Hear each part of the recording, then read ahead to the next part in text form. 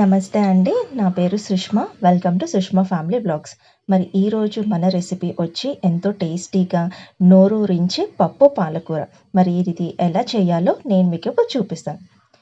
So ముందుగా మన పాలకూర అండి, ఇది రెండు కట్లు కాడలు తీసేసి ఈ విధంగా కట్ చేసి పెట్టుకోండి. ఇందులో కొంచెం ఉప్పు వేసి బాగా కలిపి నీళ్లు వేసుకొని ఒక 2-3 సార్లైనా వాష్ చేసుకోవాలి. ఈ విధంగా ఉప్పు వేసి వాష్ చేస్తే ఏమైనా క్రిములు కానీ డస్ట్ కానీ ఏమైనా ఉంటే అవి పోతాయి అన్నమాట.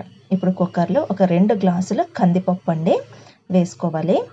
ఇది నేను ఆల్రెడీ వేయించిన కందిపప్పు అండి. ఇలా వేయించుకుంటే చాలా బాగుంటుంది, చాలా టేస్ట్గా ఉంటుందన్నమాట. ఇది ఇప్పుడు ఒక 2-3 సార్లు ఇలా వాష్ చేసుకుందాం.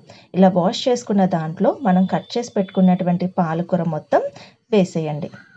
ఇప్పుడు అందులోకి ఒక 4-5 పచ్చిమిర్చి ముక్కలు వేసేలాగా కట్ చేసి పెట్టుకున్నటువంటి టమాటా ముక్కలు 2 మీడియం సైజు, కొంచెం పసుపు, కారం చూసుకొని వేసుకోండి, ఎందుకంటే పచ్చిమిర్చి వేసాం కాబట్టి. అలాగే కొంచెం ఆయిల్, తగినంత వాటర్ పోసి కుక్కర్ పెట్టండి. ఒక 4 విజిల్స్ వచ్చేదాకా ఉడకనివ్వండి. చూసారా, పప్పు చాలా బాగా ఉడికింది కదా. ఇలాగా గరిటెతో కానీ లేకపోతే పప్పు గుత్తుతో కానీ ఇలాగా చేసుకోండి. మరీ పేస్ట్లా చేసేసుకుంటే బాగోదండి. కొంచెం ఇలాగ మనకి పప్పులా ఉంటేనే చాలా బాగుంటుంది. ఇప్పుడు మనం తాలింపు పెట్టుకుందాం. సో తాలింపు కోసం కడాయి పెట్టి స్టవ్ వెలిగించి ఒక 2-3 టేబుల్ స్పూన్ల వరకు నూనె వేయండి. నూనె కొంచెం ఎక్కువ ఉంటే బాగుంటుంది. ఇందులో పోపు కోసం ఆవాలు, జీలకర్ర, కొన్ని మెంతులు వేసుకోండి. అలాగే ఒక 4-5 రెబ్బలు ఎల్లుల్లిపాయలు, అలాగే ఎండుమిర్చి వేసి కొంచెం లైట్ కలర్ బ్రౌన్ వచ్చేదాకా ఫ్రై చేసుకోండి. అలాగే లాస్ట్లో కొంచెం కరివేపాకు ఎక్కువ వేసుకోండి, చాలా బాగుంటుంది. ఇలా మొత్తం ఒకసారి ఫ్రై చేసుకున్న తర్వాత పప్పు దాంట్లో ఈ తాలింపు అనేది వేసేయండి.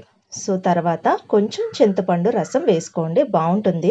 టమాటాలు వేసాం కదా అని చింతపండు రసం వేయరు, కానీ వేసుకుంటే బాగుంటుంది. అలాగే లాస్ట్లో కొంచెం ఉప్పు వేసి 2 బాగా కలిసే విధంగా కలుపుకోండి. అంతేనండి, ఎంతో టేస్టీగా ఉండే మన పప్పు పాలకూర రెడీ అయిపోయింది. ఈ విధంగా ఒకసారి మీరు కూడా ట్రై చేసి చూడండి, చాలా బాగుంటుంది. ఒక్క ముద్ద కూడా మిగల్చకుండా మొత్తం తింటారు.